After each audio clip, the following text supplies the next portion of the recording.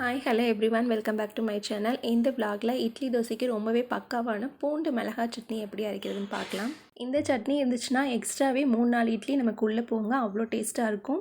இதுக்கு பார்த்திங்கன்னா பூண்டு ஒரு 16 பல்லு பூண்டு, மீடியம் சைஸ் பூண்டு தோல் உரிச்சு எடுத்து வச்சுருக்கேன். ஒரு 4 காஞ்ச வரமிளகாய் எடுத்திருக்கேன். சின்னதாக நெல்லிக்காய் சைஸ் அளவுக்கு புளி எடுத்திருக்கேன். இப்போ ஃபஸ்ட்டு மிளகாய், அந்த புளி, உப்பு 3ஐயும் தண்ணி ஊற்றாமல் மிக்சியில் ட்ரையாக அரைச்சி எடுத்துக்கலாம். இப்போ அரைச்சி எடுத்துக்கிட்டேன். இதுக்கப்புறம் நம்ம எடுத்து வச்சுருக்கோம் இல்லையா, அந்த 16 பல்லு பூண்டு நல்லா தோல் உரிச்சிக்கோங்க, அப்படியே போடாதீங்க. தோல் உரிச்சிட்டு இதையும் மிக்சியில் தண்ணியே ஊற்றாமல் ட்ரையாக அப்படியே அரைச்சிக்கலாம். அப்போ தான் நமக்கு திப்பி திப்பியாக இல்லாமல் இருக்கும்.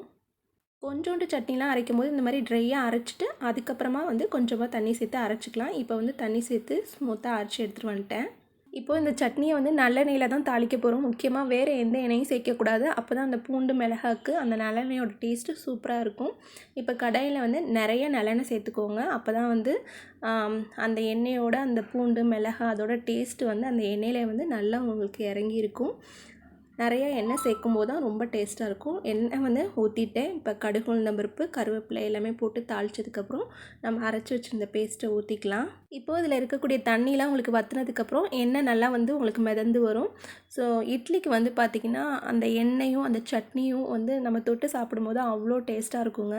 ஏன்னா அந்த எண்ணெயிலே உங்களுக்கு பூண்டோட ஃப்ளேவரும் காரமும் உங்களுக்கு நல்லா இறங்கிரும். இப்போது தண்ணிலாம் வற்றிட்டு எண்ணெய் உங்களுக்கு மேலே தெளிஞ்சு வந்துடுச்சு. சட்னி சூப்பராக ரெடி ஆகிடுச்சு. இந்த சட்னிக்கு எக்ஸ்ட்ரா 2-3 இட்லி கூட நம்ம வச்சு சாப்பிட்லாம்.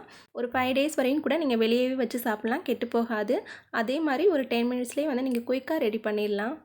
லாங் ட்ராவல்லாம் போனீங்கன்னா இந்த மாதிரி சட்னி செஞ்சு கூட எடுத்துகிட்டு போகலாம். ரொம்ப சூப்பராக இருக்கும்.